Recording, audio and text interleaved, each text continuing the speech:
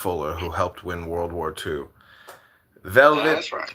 velvet soft the night, star glowed over the untrodden road, through the giant glades of yew, where its ray fell light as dew, lightening up the shimmering vale, maiden pure and airy frail, that the spiders wove to hide blushes of the sylvan bride, earth that trembled with delight at the male caress of night. Velvet soft the wizard trod to the Sabbath of his god.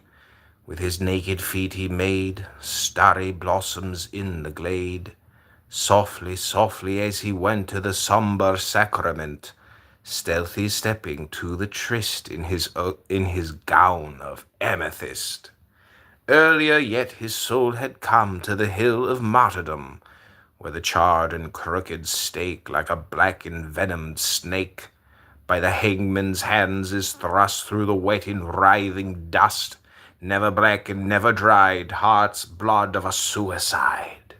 He had plucked the hazel rod from the rude and goatish god, even as the curved moon's waning ray stolen from the king of day. He had learned the elvish sign, given the token of the nine, once to rave and once to revel, once to bow before the devil, once to swing the thurible, once to kiss the goat of hell, once to dance the aspen spring, once to croak and once to sing, once to oil the savory thighs of the witch with sea-green eyes, with the unguents magical, oh, the honey and the gall of that black enchanter's lips, as he croons to the eclipse, mingling that most puissant spell of the giant gods of hell, with the four ingredients of the evil elements, ambergray from golden spar, musk of ox from mangle jar, civet from a box of jade, mixed with fat of many a maid, slain by the enchantments of cold of the witches wild and old. He had crucified a toad in the basilic abode, muttering the runes of verse, mad with many a mocking curse. He had traced the serpent sigil in his ghastly virgin vigil, Sursum Cor, the elfin hill, where the wind blows deadly chill from the world that wails beneath death's black throat and lipless teeth. There he had stood, his bosom bare, tracing life upon the air, with the crook and with the flail, lashing forward on the gale, till its blade that wavereth, like the flickering of death, sank before his subtle fence to the starless sea of sense. Now at last the man is come, haply to his halidom. Surely as he waves his rod in a circle on the sod, springs the emerald chaste and gila green. Surely in the circle millions of immaculate pavilions flash upon the trembling turf like the sea, stars in the surf. Millions of bejeweled tents for the warrior sacraments. Vaster, vaster, vaster, vaster grows the stature of the master. All the ringed encampment vies with the infinite galaxies. In the midst of a cubic stone, with the devil set thereon, hath a lamb's virginal throat, hath the body of a stoat, hath the buttocks of a goat, hath the sanguine face and rod of a goddess and a god. Spell by spell and pace by pace, mystic flashes swing and trace. Velvet soft the sigil stepped by the silver-starred adept.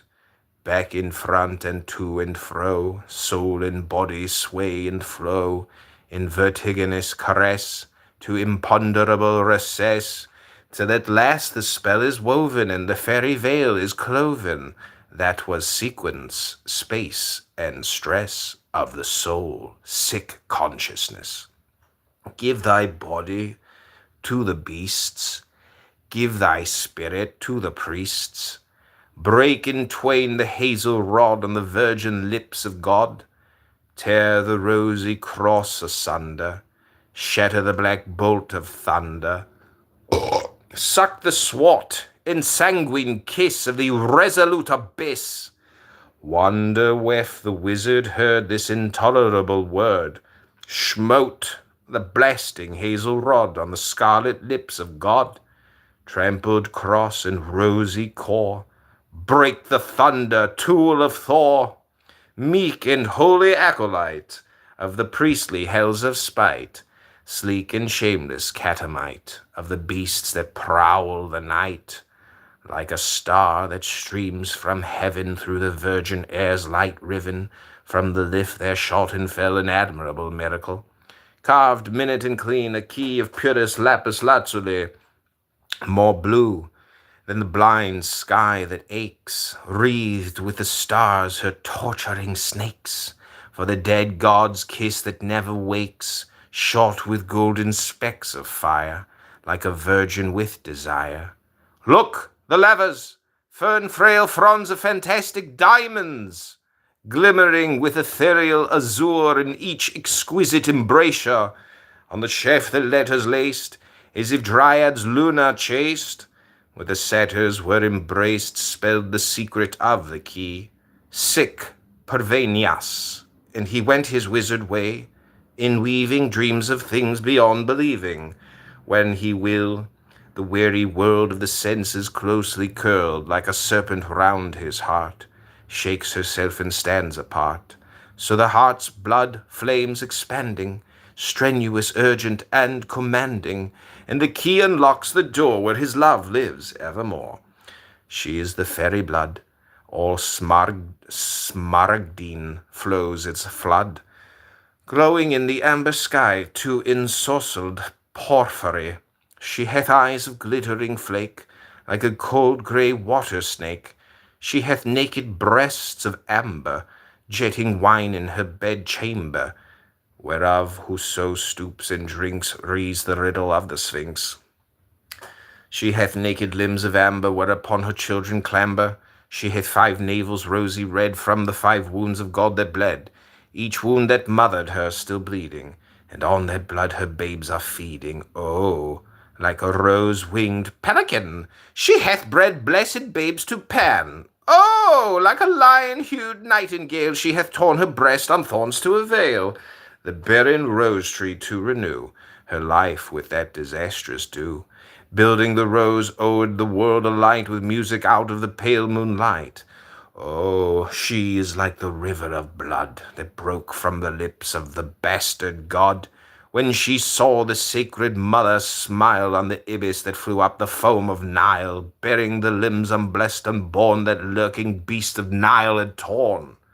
So, for the world is weary, these dreadful souls of sense lay by. I sacrifice these impure shoon to the cold ray of the waning moon.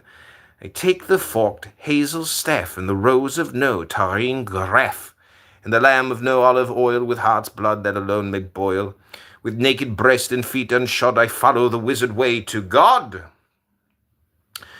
Wherever he leads, my foot shall follow, over the height into the hollow, up to the caves of pure cold breath, down to the deeps of foul hot death, across the seas, through the fires, past the palace of desires, where he will, whether he will or no. If I go, I care not whither I go, for in me is the taint of the fairy blood. Fast, fast, its emerald flood leaps within me, violent, rude, like a bestial fawn's beatitude. In me the fairy blood runs hard. My sires were a druid, a devil, a bard, a beast, a wizard, a snake, and a satyr. For as my mother said, what does it matter?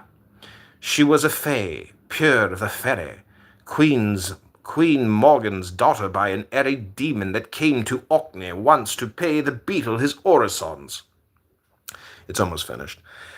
So it is I that writhe with the twitch of the fairy blood and the wizard itch to attain a matter one may not utter, rather than sink in the greasy splutter of Britons munching the bread and butter. Ailing boys and coarse-grained girls grown to sloppy women and brutal churls. So I am off with staff in hand to the endless light of the nameless land.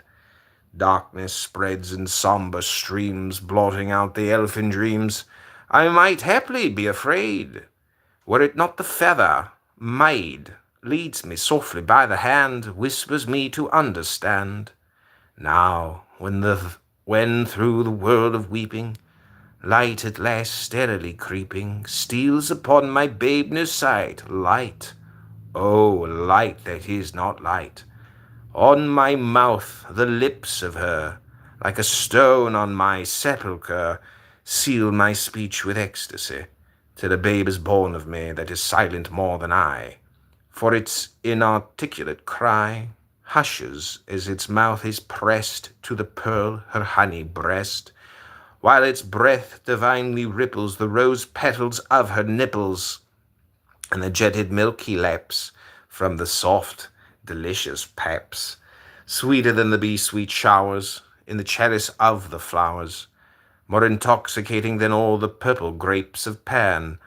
Ah, my proper lips are stilled, only all the world is filled with the echo that drips over like the honey from the clover. Passion, penitence, and pain seek the mother's womb again, and are born the triple pleasure, peace and purity and pleasure. Hush, my child, and come aloft, where the stars are velvet soft.